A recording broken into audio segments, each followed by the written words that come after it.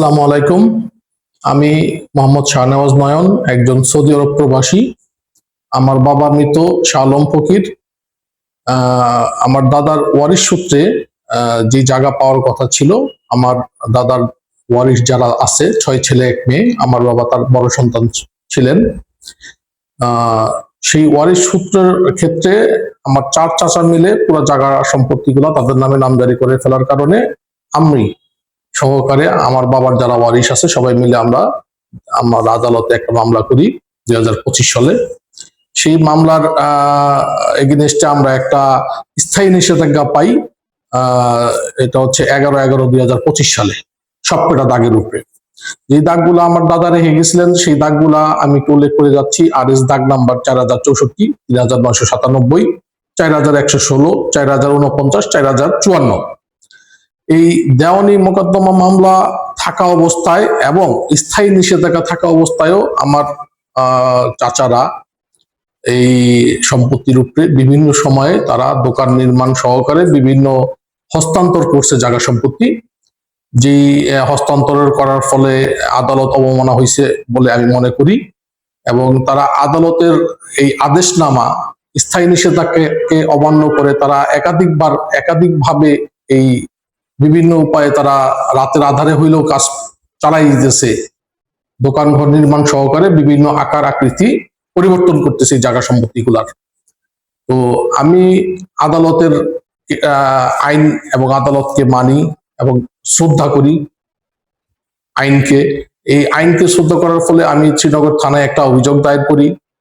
এই অভিযোগের ভিত্তিতে শ্রীনগর থানা আমাদের উভয় পক্ষকে কাগজপত্র সহকারে ডাকায়, কিন্তু আমি সহকারে আমার এলাকার গণ্যমান্য কয়েকজনকে নিয়ে আমি যাই থানায়, এবং আমার বিরোধী পক্ষ যে আমার চাচারা তারা সেখানে উপস্থিত না থাকার কারণে আইন সালিশ কেন্দ্রের যে ব্যাপারটা সেটা সেখানে উত্থাপন হয়নি। থানার ইনচার্জ সে বলছে আমাকে আদালতের দ্বারস্থ হওয়ার জন্য, সে আমাকে একটা রাস্তা দেখাই দেয়। আমি সেই উপর তার আইনকে মাইনা আমি আদালতে যাই। যাওয়ার পরে আমি আদালতে তারা যে ভায়োলেশন করছে একটা পিটিশন মামলা দায়ের করি তাদের বিরুদ্ধে। এই পিটিশন মামলাটা চলমান। এই পিটিশন মামলা থাকা অবস্থায়, স্থায়ী নিষেধাজ্ঞা থাকা অবস্থায় তারা প্রতিবার আমি বিদেশে থাকার একটা সুযোগকে কাজে লাগাইয়া তারা এই জিনিসটা প্রত্যেকবার তারা কাজটা রাতের আধারে হোক আর তাদের আমার অগোচরে হোক করার চেষ্টা করতে চালিয়ে যেতেছে। আমার যে 4 চাচা এই জায়গা সম্পত্তিগুলো হাতায় নিছে, তাদের মধ্যে আমির হোসেন ফকির, উনি আদালতের এই আদেশনামাকে সম্মান দেখায় তার কাজটা সে বন্ধ রাখছে।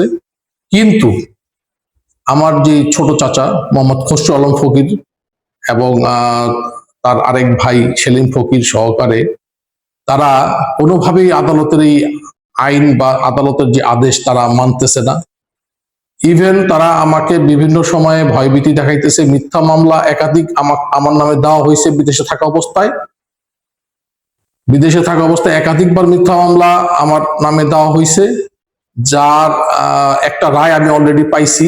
আমি ন্যায় বিচার পাইছি। ওই চাঁদাবাজি মামলা থেকে আমি অব্যাহতি পাইছি। রিসেন্টলি তারা আমার নামে আরেকটা মামলা দিয়েছে 107 ধারায়, আমি নাকি হুমকি দিছি। তারা একাধিক মিথ্যা মামলা আমার উপরে দিয়ে যেতেছে। আমি বিদেশে থাকা প্রবাসী বাংলাদেশি, আমার এই ন্যায় বিচারের আশায় আমি আদালতের দ্বারস্থ হয়েছি। আমি আদালতের কাছে এবং বর্তমান সরকারের কাছে এটা সুষ্ঠু বিচার দাবি করতেছি। আমি অনেক 8 বছর পর্যন্ত দোকানদারি করতেছি। চাষার লোকে নয়ন বের লোক আর চাষার লোকের দ্বন্দ্ব, ঠিক আছে, জায়গা নিয়ে দ্বন্দ্ব। পরে জায়গার মালিক ওখান থেকে 8 জায়গা বেচছে, ওদের 8 জায়গা বেচছে।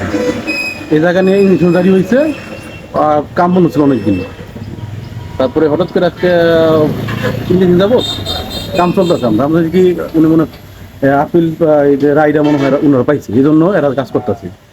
আমরা তো জানি, আর কিছু আমি বলতে হয় না ভাই, কারণ সবার তো আমরা তো মানুষ মনে বিচাইতে পারবো না ভাই, তাই না? এটা হলো বড় কথা। এখন আমরা জানি যে মনে হয় এরা মনে রায় পাইছে, সেই জন্য কাজ করতে। রায় পাইছে না পাইছে তারা বিপক্ষ জানি। আমরা দোকানদার করি, সকালবেলা 8টায় আহি, রাত 8টায় যাই। এতটুকু কি আমরা আর কিছু বলতে পশ্চিম দিক দিয়ে 28 জায়গা, আর 2-3 বছর আগে ওই জায়গা আমার নামে মিউটেশন করা, আমার নামে নামজারি করা, কিন্তু দাগ একটাই। কিন্তু ওরা যে নিষেধাজ্ঞা জারি করছে প্রত্যেকটা দাগের, আমাকে প্রায় 5-7টা দাগের মধ্যে ওরা নিষেধাজ্ঞা জারি করে, কিন্তু এটা হলো পরে। কিন্তু আমার নামে ওটা মিউটেশন করার পরে ওরা নাম নিষেধাজ্ঞা করছে। নিষেধাজ্ঞার পরে নামজারি করা যায় না, কারণ আমি নামজারি করা হয় না। তো এখন আমার জায়গায় আমি কাজ করতেছি, বুঝছেন, আমার ওটা আলাদা সাইড, দাগ একই, পশ্চিম সাইডটা আমার তো ক্রয় করতে সম্ভব। এখন আদালতের নিষেধাজ্ঞা পিছনে এই মার্কেটটার 6 শতাংশ জায়গা, 6 শতাংশ জায়গার মধ্যে 5 শতাংশ জায়গার মধ্যে নিষেধাজ্ঞা, যে পিছনে ওয়াল করতেছিল বড় ভাই, ওটা নিষেধাজ্ঞা জারি করছে, ওটা ভিডিও করে নিচ্ছে, ওটা নিষেধাজ্ঞা দেওয়ার পরে আর বড় ভাই ওয়াল করে নাই। আর আমি যে কিনে নিচ্ছি পশ্চিম পাশে 2.5 শতাংশ জায়গা, এটা আমার দলিল, আমার ভিন্ন, ওইটা ওই একই দাগ, কিন্তু ওইটা আমার দোকান ঘর ভেঙে গেছিল, আমি কাজ করতেছি। এই জায়গাটা আমি বলি ওই একই দা, কিন্তু ওই পাঁচটা আমার কাছে বিক্রি করছে অনেক আগে, আমার নামে নির্দেশন করা। আর এই মাঝের যেটা নিষেধাজ্ঞা জারি করছে দাগে কি, কিন্তু ওইটা আমার ভাইয়ের নামে, ওই ভাইয়ের ওয়াল করতে দেয় নাকি, ওইবার এখনো কম নেই রয়েছে 2 ফুট করে।